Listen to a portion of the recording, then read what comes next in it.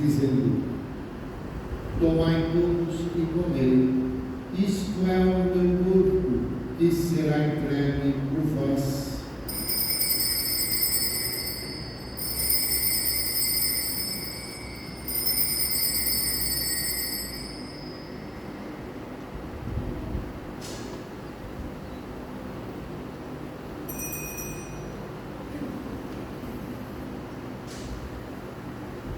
Do mesmo modo, no fim da ceia, ele tomou o cálice em suas mãos, pronunciou a bênção de ação de graças e o deu aos seus discípulos, dizendo: tomai todos e bebei. Este é o cálice do meu sangue, o sangue da nova e eterna aliança.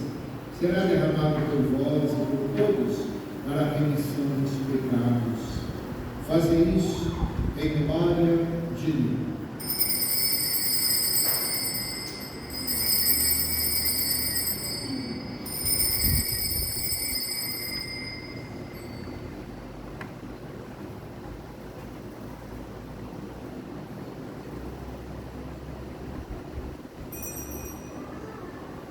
Mistério da fé.